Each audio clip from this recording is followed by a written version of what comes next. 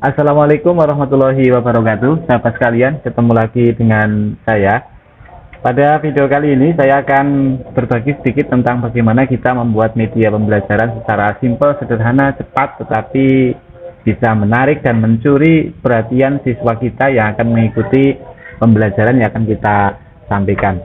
Dari dulu kita sudah sering mendengar banyak orang mengatakan bahwa sekarang zamannya itu adalah zaman teknologi, zaman era digital, era 4.0. Sudah lama kita mendengar istilah itu.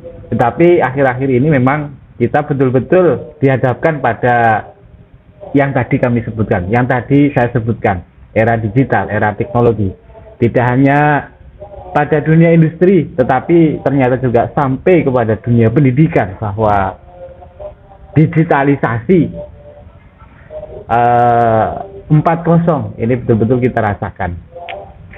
Penguasaan kita terhadap teknologi, terhadap komputer, terhadap multimedia, terhadap teknologi informasi, ini menjadi sesuatu kebutuhan yang harus kita kuasai.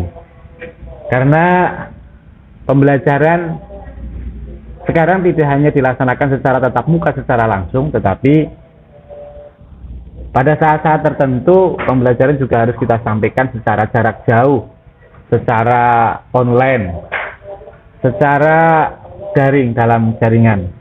Oleh karena itu perlu bagi kita semuanya untuk selalu berusaha menghadapi segala tantangan dengan sabar, dengan ikhlas.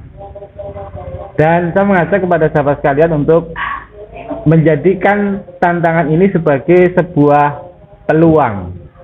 Satu sisi menyajikan pembelajaran dengan media yang menarik, ini adalah tantangan, harus menguasai komputer dan lain sebagainya. Tetapi di sisi yang lain ada peluang di situ.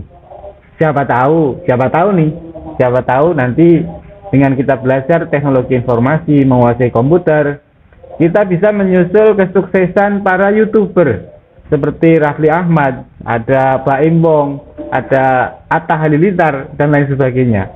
Bukan sesuatu yang mustahil, karena memang online, media yang disajikan secara daring ini menjadi suatu kebutuhan akhir-akhir ini. Baik, langsung saya akan menunjukkan bagaimana caranya kita bisa menyajikan media pembelajaran secara cepat tetapi hasilnya menarik. Tentu ini tidak lepas dari prinsip pembelajaran, bahwa seorang guru ketika akan menyampaikan pembelajaran harus mempunyai perencanaan yang baik. Harus sudah tahu dulu besok akan menyampaikan pelajaran apa, materinya apa, tujuannya yang diharapkan itu apa. Tidak bisa kalau kemudian sekarang mengajar, kemudian baru sekarang kita tanya kepada anak-anak, sekarang pelajarannya apa, dan lain sebagainya. Sudah bukan zamannya lagi. Tapi melalui perencanaan yang matang. Misalnya besok kita akan menyampaikan pelajaran matematika, kemudian diturunkan lagi tentang bangun datar. Bangun datar kan juga banyak, kita persempit lagi ke persegi panjang misalnya. Kita akan membuat media pembelajaran tentang persegi panjang. Nah, cara yang paling mudah adalah dengan PowerPoint yang kita atur, desain, template, kemudian animasi, transisinya, sehingga kemudian menjadi tampilan yang menarik. Ini saya pikir akan bisa mencuri perhatian siswa, menyaingi menariknya siaran televisi yang mempunyai channel banyak, menyaingi menariknya bermain game di Android, di HP yang sekarang sudah menjamur dan dipegang oleh anak-anak kita. Baik, kita mulai, kita masuk ke PowerPoint. Nah, kalau mau simple, sahabat sekalian, sebenarnya ketika kita sudah menghadapi komputer seperti ini, kemudian terkoneksi dengan jaringan internet, kita sudah bisa mencari materi, bukan hanya matematika, semuanya, bahasa Indonesia, bahasa Arab sekalipun, bahasa Inggris, atau pelajaran yang lain itu sudah ada di sini. Ini tahapannya adalah kita siapkan materi, kemudian kita tuangkan dalam PowerPoint. Sifat-sifat persegi panjang. Yang akan kita bahas, ini sudah di slide kedua dari atas, bangun datar. Ini adalah slide yang saya buat tadi dalam tempo yang sangat singkat tentang bangun datar, persegi panjang, kemudian sifat-sifatnya. Ini materinya akan kita sampaikan dan sudah saya atur desain, transisi, dan animasinya, sehingga nanti ketika ditampilkan kepada siswa nanti adalah kurang lebih akan menjadi seperti ini.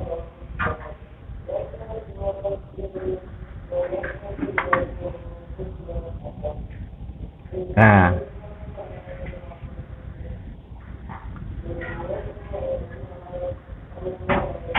bangun datar yang akan dibahas persegi panjang, kemudian materinya adalah sifat-sifat persegi panjang, menghitung luas permukaan persegi panjang, dan menghitung keliling persegi panjang. Masuk pada materi yang pertama, sifat-sifat persegi panjang. Ini anak juga perlu diperkenalkan dulu persegi panjang itu seperti apa. Nah, kalau divisualisasikan dengan gambar itu seperti itu. Nih, persegi panjang. Barangkali untuk memudahkan anak bisa dengan menyebutkan benda-benda di rumah atau yang di sekitar lingkungan anak-anak terkait dengan benda-benda yang mempunyai bentuk seperti ini, seperti keramik, seperti papan kayu, dan lain sebagainya. Sifat-sifat persegi panjang. Nih, sudah memiliki 4 sudut, memiliki 2 sumbu simetri, sambil dijelaskan yang namanya panjang itu mana, adalah dari A sampai ke B, C sampai D juga sama, sedangkan dari A ke C dan B ke D itu adalah yang diistilahkan dengan lebar. Sifat-sifatnya dijelaskan secara rinci. Sahabat sekalian memberikan background, rekaman suara sahabat sekalian mendampingi slide ini, itu diharapkan bisa menarik kepada siswa untuk mengikuti pembelajaran yang disampaikan, dibanding dengan hanya sekedar memfoto buku cetak kemudian dikirimkan melalui WhatsApp.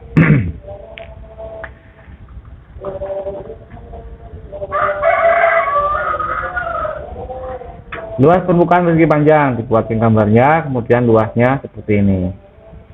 Nah,